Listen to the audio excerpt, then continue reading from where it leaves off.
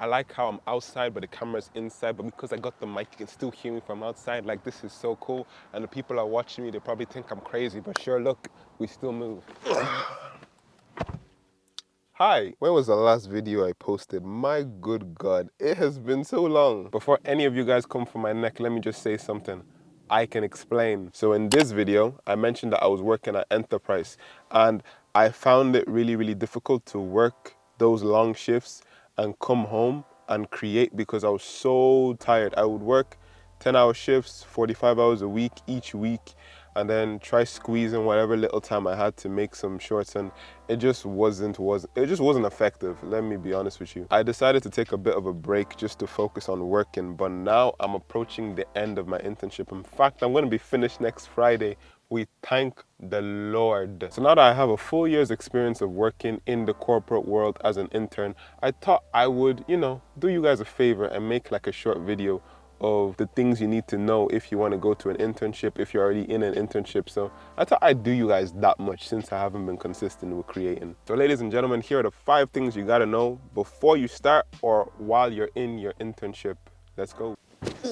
Yes, sir. The first thing you're going to want to do is research the company that you're going for, because every workplace has its own unique vibe and its own different set of expectations. Do some research on their values, on their dress code, on the working environment. Most of this information you can get from either social media, from their website, or from current working employees. I'm not saying that you have to know the founding fathers of the company, but even if you know just a little bit, it'll actually give you an edge when you're going through your interview process, because the people doing the interview will be like, okay, this person has done some background research. This person is genuinely interested in this place, if you get what I'm saying. It'll increase the chances of you getting hired, and honestly, it'll help you fit in and help you make a better first impression with your new colleagues. The next thing you need to know is your specific role and responsibility. I cannot stress this enough. Before you start your internship, you have to know what your role is and what your responsibilities are. Look at everything that they're looking for in an intern. Look at all the things that the job description says and list them one by one, because that, my friend, that is going to be your pillar for the entirety of the internship. Because what tends to happen is that interns get given more than what they were intentionally hired for. So for me, I worked at Enterprise as a management trainee, and my job consisted of me calling customers, confirming their bookings, driving the cars out to them, collecting cars, doing a bit of admin work, and so on and so on and so on. Like, these were the core parts of my job, and they were repetitive day after day after day. Cool. But then there were some times that extra stuff were added, if that makes sense. Like, at some point, they appointed me as the tax man. So I would have to look over road tax and see what cars are taxed and what cars are not taxed. That's not what I was hired for. Like, there's times where the cars were not clean. So they'll say, oh, Joel, can you go help one of the cleaners to go clean the cars? Like, little stuff like that. I'm not saying that it's necessarily bad, but I'm saying that there's some people that will look at that and they're like, yeah, it's not that deep. But then other people will look at it and they'll be like, yeah, nah, this is not what I was hired for. Now, for me, this never had to happen at Enterprise, but I know at some jobs, you need to know what you're hired for and you need to be able to assert it, because what some companies will do, they will unload all this work on you, all the work that you weren't initially given at the start. They will unload it on you, they'll dump it on you because you are quote unquote the intern.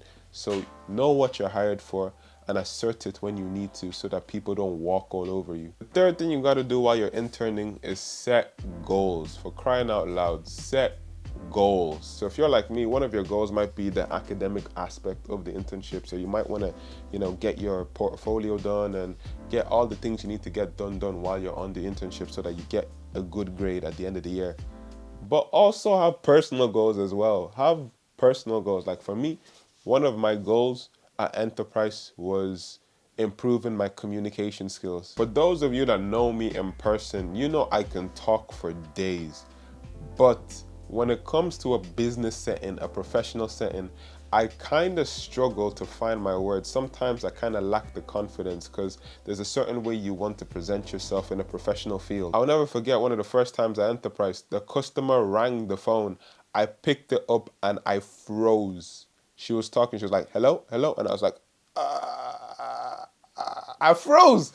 You know what made it worse? All my colleagues were watching me. But from the time I've started Enterprise till now, I think I've taken about 3,000 to 4,000 phone calls, and each time I've improved my speech, I improved my wording, the things I want to say, how I want to articulate myself. So you got what I'm saying? Set yourself a clear goal and work towards it, whether it's learning a new skill or building relationships, or maybe you just want to be retained after your internship is over. Have a goal, work towards it. It'll make your internship a lot more fulfilling rather than, you know, seeing the days drag by the calendars. I can't tell you the amount of times my workplace has felt like that. Advice number 4 is manage your time.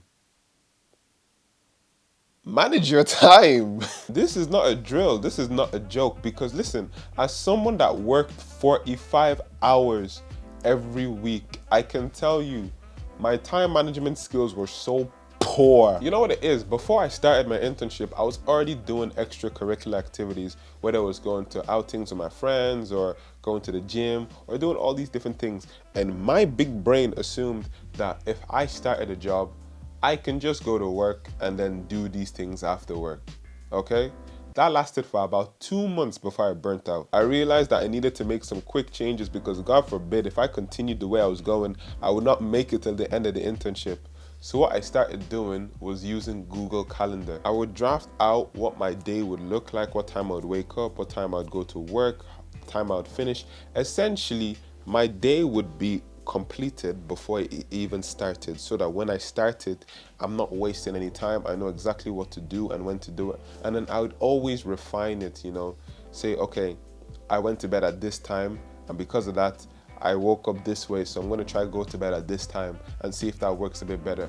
It's been a continuous process of refining that calendar, but now I'm in a point where I have a smooth routine and there is no issues, like I'm chilling. This isn't a sponsored video, by the way, but if you want to know how I manage my time using Google Calendar, just drop a comment and let me know. And the 5th thing that all interns should know before or while they're in their internship is building relationships. Build good relationships with the people you're working with, because you'll be stuck with them for 8 weeks, maybe 6 months, a year, or God knows how long. You're gonna be stuck with them for a while. So when I was in second year, they gave us the choice to either go straight into final year, or we could do an internship and then go.